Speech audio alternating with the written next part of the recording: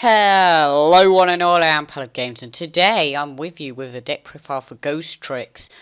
A bit of a Halloween special. I thought I'd do some Halloweeny, or this sort of deck, sort of, it's the closest thing to that sort of theme, so I thought I'd go with them.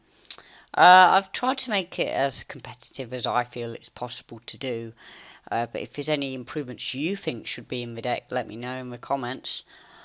First off, if you've seen a video where I did Dark Nephis in the deck, I felt that I could make it quicker, so I've tried to, even though this is like one of the most slowest decks there is in the format at the moment, I'd imagine. I can't think of one off the top of my head what's slower, but if there is one, other than Exodia or them sort of weird OT, different wind condition decks, let me know in the comments below. So, onwards to the deck profiles. So, for monsters we have Dark Dragon, free Ghostrick Stein, free Ghostrick Ghoul, free Ghostrick Kayunchi, free Ghostrick Yugioh, free Ghostrick Lantern, free Ghostrick Spectre, and free Ghostrick Mary. On spells we have Dark Hole, free Terraforming, one Book of Moon, one Swords of Concealing Light, free Ghostrick House, free Needle Sealing, free Ghostrick Out, and free Ghostrick Panic. So that's pretty sort of self-explanatory. Most of it is the Ghostrick stuff. And to be honest, the deck runs quite well within its own engine. There's not a lot you need to add to it, which is what I was so surprised by. And to be honest, the deck can run well in most conditions. I mean, it's sort of a slow startup, and that's the problem. It's quite a slow running deck. It relies on being able to stall out until it's sort of dealt with damage to win. And so some decks might be able to get around it with OTK potential, like Light Swans of course. But Ghostrick Out tends to be able to deal with that quite well, which I'm happy about. So how does the deck work then? Well, Dark Dragon's pretty self-explanatory. Stein, his effect is when it inflicts battle damage, add one Ghostrick spell or trap to your hand. Now, that's quite helpful, because most of the time I'm going to go for Panic or Out, because Terraforming is sort of my extra ability to get that house. It's because you want house as soon as possible to make the deck start running quite well. Moving on, we've got Ghoul, who's sort of one of the new cards, and I like him a lot. He gives what the deck needed, because his effect is that you can target, well, it's basically Sirocco the Dawn, whereas you target one monster you control, that monster gets all the attack of the monsters on the field, no other monster can attack then, which is kind of interesting.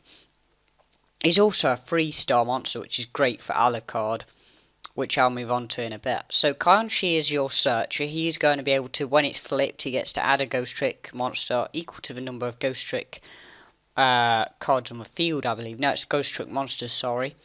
And this is kind of helpful. I mean, you've got a lot of 1-stars, so even if it's just him, you're going to get a lot of use out of him.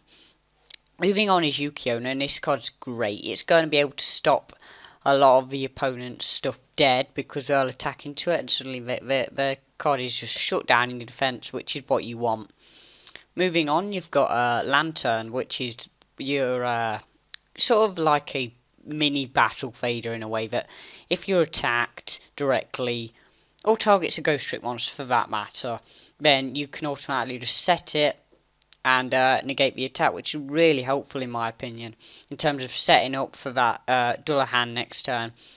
So your next one will be Spectre, which is also like an amazing card, because it's sort of a, it's in a way it's a plus. I mean, obviously itself is a card, but because you get to, once a monster you control is destroyed, you get to special summon it and in face down defense and draw one card, which is quite amazing about the deck, is that it seems to be able to go quite plus a lot, which is a really helpful thing for the deck, which is what it needs. Ghostrick Mary, if you take battle damage, you can just special summon one Ghostrick monster from your deck in face down defense. I think that's a really helpful effect for the deck. Most of the time I'm going to go for Kayunchi, unless I've got one, in which case I'm going to go for either a Stein or a Ghoul, depending on the situation. Dark Hole, pretty self-explanatory, as I've already explained also, but Terraforming, it's there because House is going to be your main card you need on the field to be able to sort of protect yourself. Book of Moon, It just is quite advantageous around what these cards need to do.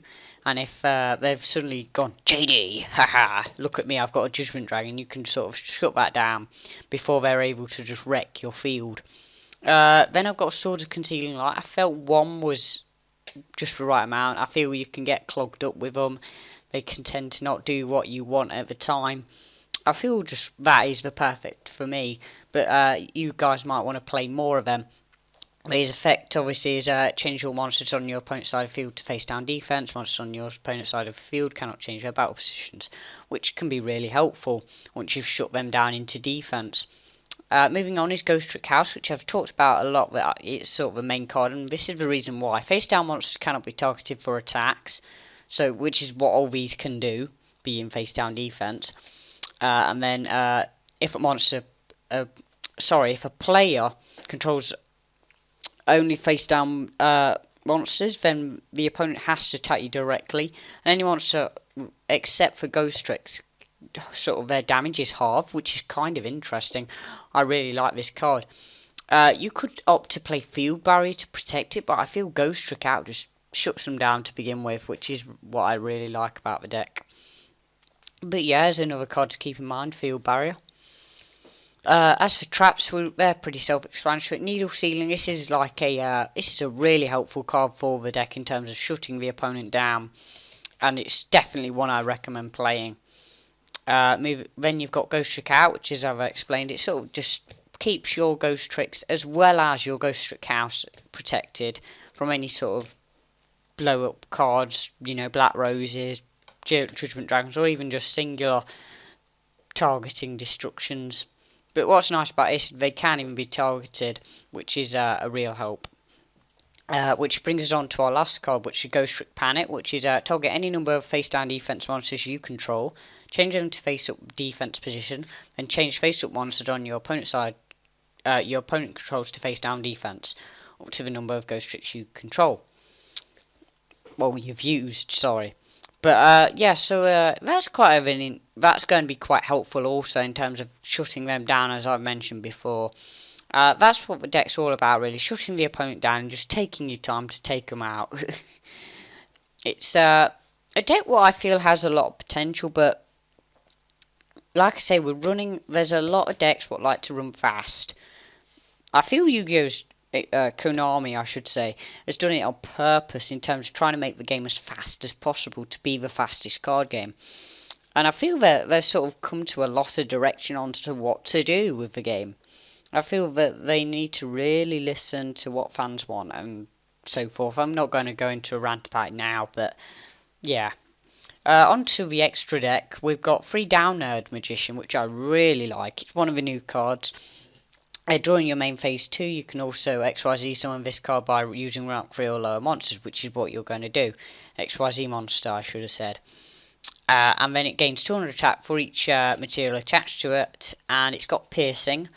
And as well as that, once it attacks, you have to detach a material, which is really quite a nice card if you've comboed it with Alucard or Dullahan, because they get their effects still, which is what I really like when they're sent to the graveyard. So Alucard, he's going to be your main go-to card, I'd imagine, in most situations.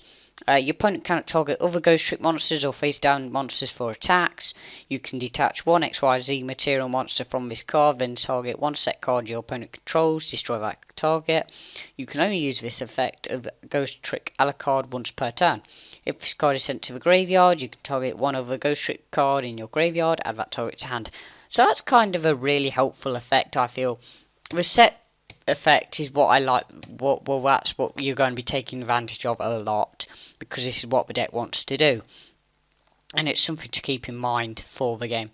I just put Shadow Liches in for fun, just to try them out. Because, to be honest, I didn't want to put in any Acid Golems or anything like that. I just felt, why not put in some Shadow Liches, because they work out pretty well. I've been having fun with them. I rarely go into them. To be honest, you will only really want to go into this, and this. That is the truth of it. I've not brought out Zen Mains once. I've not brought out these two once. To be honest, I haven't brought out this either. But I'm wanting to. I want to try it out, have a bit of fun with it. see if it has any potential to make a deck around it itself. Other than that, thanks for watching everyone. If you've liked, I would like if you could leave a like, and other than that, thanks for watching and goodbye.